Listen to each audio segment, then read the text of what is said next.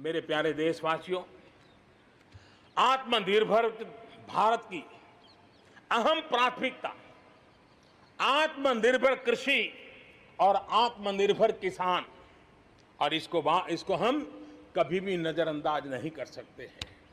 किसान को पिछले दिनों हमने देखा है, एक के बाद एक रिफॉर्म आजादी के इतने सालों के बाद किए गए हैं।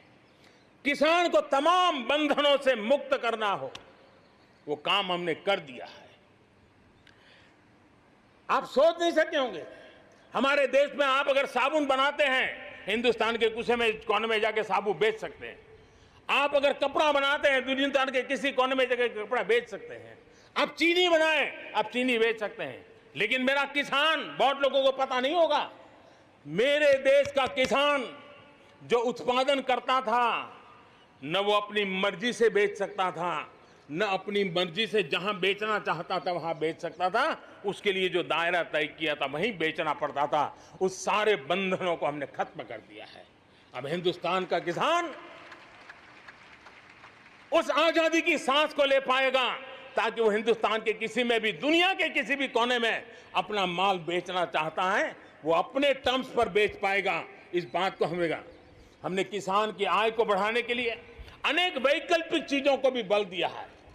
उसके किसानी में इनपुट कॉस्ट कैसे कम हो, सोलार पंप, उसको डीजल पंप से मुक्ति कैसे दिला दे, अन्नदाता ऊर्जादाता कैसे बने, मधुमक्खी पालन हो, फिशरीज हो, पोल्ट्री हो, ऐसे अनेक चीजें